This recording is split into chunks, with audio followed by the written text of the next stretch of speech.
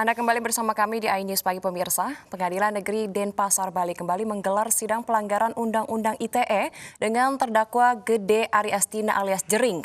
Ya, berbeda dengan sebelumnya, pada sidang kali ini Jering hadir mengenakan masker.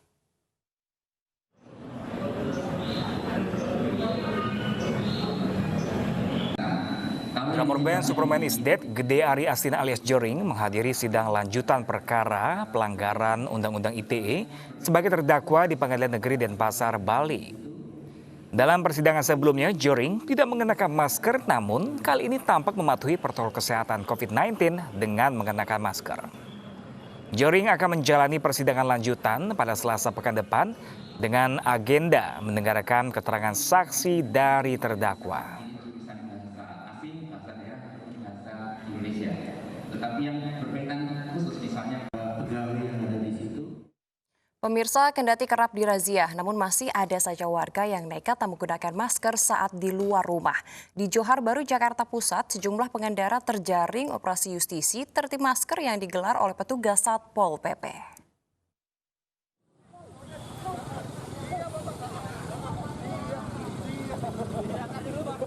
Seorang pengendara sepeda motor yang kedapatan menggunakan masker berupaya kabur dengan menerobos barikade petugas yang sedang operasi justisi di kawasan Tanah Tinggi, Johar Baru, Jakarta, Kamis siang. Kendati berupaya kabur, namun laju pengendara tersebut akhirnya terhenti setelah dihalau petugas Dishub. Pengendara yang kebingungan akhirnya pasrah dan memilih sanksi sosial. Aksi nekat dengan berputar arah juga dilakukan seorang pengendara sepeda motor saat menghindari razia. Kenapa nggak pakai masker, Mas? Ya orang buru-buru kerja. Oh gitu. Bukan nggak pakai, nggak ditutupin. Oh tapi bawa ya? Bawa dong. 10 orang pengendara dikenakan sanksi sosial dan 1 orang pengendara memilih untuk membayar denda administrasi. Saya imbau kepada masyarakat yang keluar rumah agar selalu menggunakan masker dan mentaati protokol kesehatan. Petugas tak henti-hentinya mengimbau warga wajib menggunakan masker dengan benar demi menghindari potensi penularan COVID-19. Dari Jakarta, Rani Sanjaya, iNews melaporkan. Ya, pemirsa, dalam raperda penanggulangan COVID-19 DKI Jakarta, warga yang menolak rapid test atau PCR akan didenda sebesar 5 juta rupiah. Aturan sanksi pidana dalam raperda untuk menertibkan warga ibu kota agar taat dengan protokol kesehatan.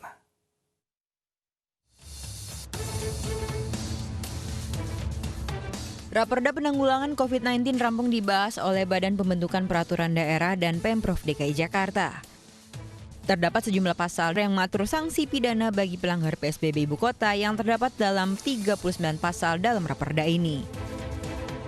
Seperti sanksi bagi warga yang menolak rapid test atau PCR COVID-19 yang akan didenda 5 juta rupiah.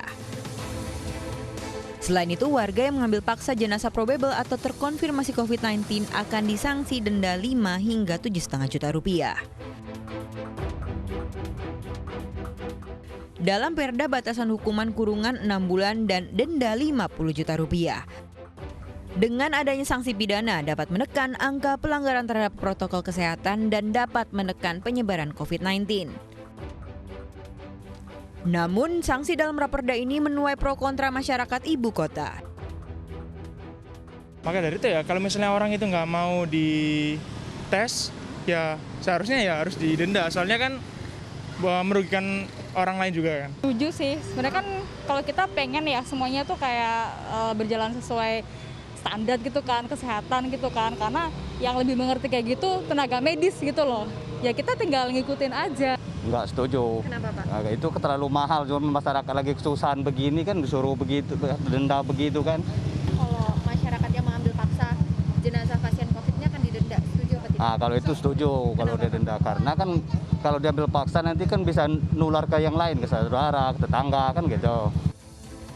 Sebelumnya, Pemprov DKI Jakarta menyerahkan raperda penanganan COVID-19 pada September lalu. Raperda ini lebih lengkap dari 2 pergub DKI Jakarta yang telah dikeluarkan. Kini raperda telah rampung dirumuskan dan akan diserahkan ke Kementerian Dalam Negeri untuk dievaluasi. Nantinya akan disahkan dalam rapat paripurna DPRD DKI Jakarta pada pekan depan. Dari Jakarta, tim liputan iNews melaporkan. Pemirsa, Menteri BUMN Erick Thohir menegaskan pemerintah Indonesia dan Inggris mencapai kesepakatan komitmen penyediaan 100 juta dosis vaksin COVID-19 dari AstraZeneca dan Sinopharm. Pertemuan di Inggris juga menyepakati sejumlah peluang kerjasama multisektor ke depan lainnya. Serangkaian pertemuan bilateral dan bisnis antara pemerintah Indonesia dengan organisasi usaha di London membuahkan hasil positif, khususnya terkait negosiasi penyediaan vaksin AstraZeneca. Menteri BUMN Erick Thohir menilai pertemuan sangat positif dalam pemulihan kesehatan dan ekonomi di masa pandemi COVID-19. Salah satu hasil dari pertemuan Indonesia-Inggris adalah Coalition for Epidemic Preparedness Innovation atau CEPI, di mana kesepakatan menempatkan perusahaan BUMN Bio Farma dalam kategori organisasi kompeten dalam hal pengembangan COVID-19 sebagai wujud apresiasi Inggris dan negara dunia atas Indonesia.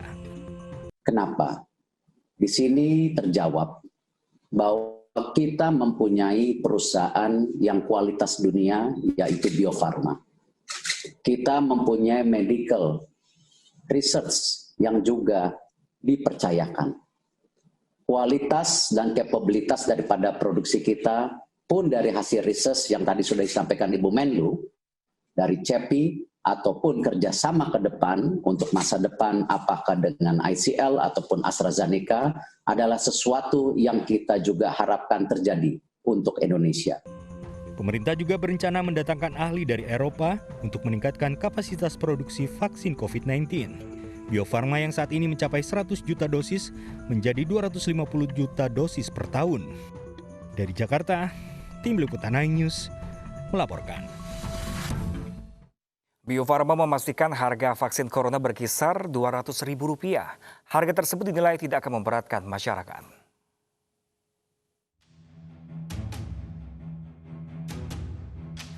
Direktur Utama PT Bio Farma Persero Honesti Bashir menyebutkan harga vaksin COVID-19 di kisaran Rp200.000 per dosisnya. Harga dinilai tidak akan memberatkan masyarakat. Menurut Honesti, dalam penentuan harga vaksin ada beberapa faktor yang menentukan. Salah satu faktornya tergantung pada investasi pada studi klinis fase 3, terutama dalam uji efikasi dalam skala besar. Hal ini juga diikuti dalam penentuan harga vaksin di Indonesia. Dalam penghitungan harga vaksin, itu pasti sudah melewati beberapa standar-standar struktur kos yang disepakati secara internasional. Dan dalam ini, salah satunya untuk penyusunan harga vaksin COVID-19 ini, ada faktor investasi yang kita lakukan seperti misalkan untuk melakukan uji klinis. Nah ini memang akan membuat harga-harga itu memang bisa diketahui secara transparan nantinya. Bila dibandingkan dengan harga vaksin yang dipatok pabrikan, di sejumlah negara harga vaksin yang ditetapkan Bio Farma tergolong murah. Kerjasama dan perjanjian antara pabrikan dan negara sponsor ikut menjadi faktor penentu harga. Dikumpulkan dari berbagai sumber, sejumlah pabrikan vaksin di dunia telah mematok harga vaksin COVID-19.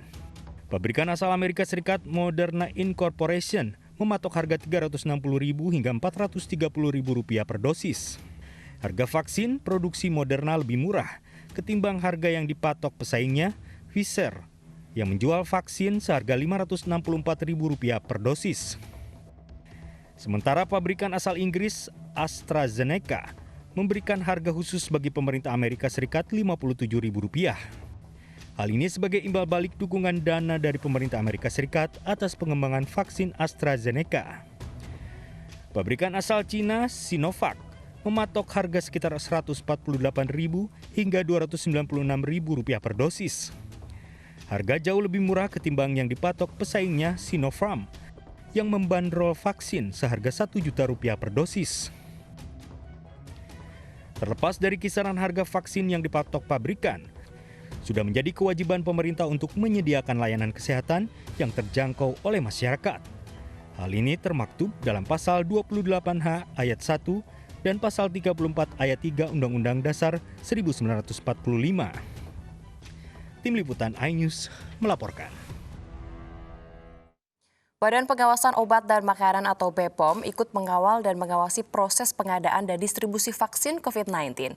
Inspeksi dilakukan untuk memastikan mutu vaksin. Berikut keterangan dari Direktur Registrasi Obat BPOM Lucia Rizka Andalusia.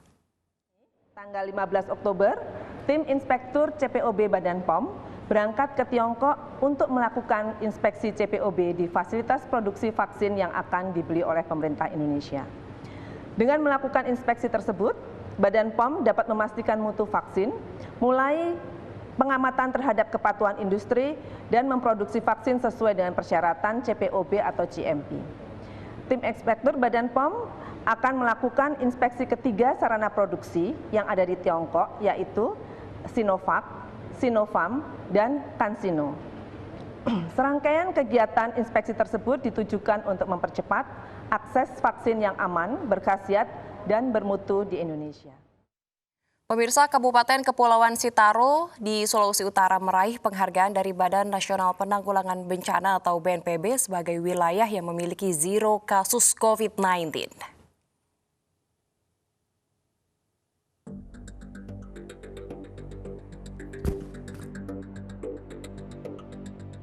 Keberhasilan pemerintah Kabupaten Sitaro, Sulawesi Utara dalam membendung penyebaran virus COVID-19 tidak terlepas dari kerjasama antar semua pihak, baik tim Satgas Penanganan COVID, pemuka agama, pemangku adat, dan masyarakat. Wilayah yang memiliki jumlah penduduk sebanyak 73.000 terus melakukan sosialisasi dan edukasi kepada masyarakat tentang COVID-19. Bupati Kepulauan Sitaro, Evangeline Sasingen menjelaskan sejak pemerintah mengumumkan kasus COVID-19 di Indonesia, pemerintah Sitaro langsung memperketat akses keluar masuk wilayah tersebut dengan melakukan pemeriksaan kepada warganya.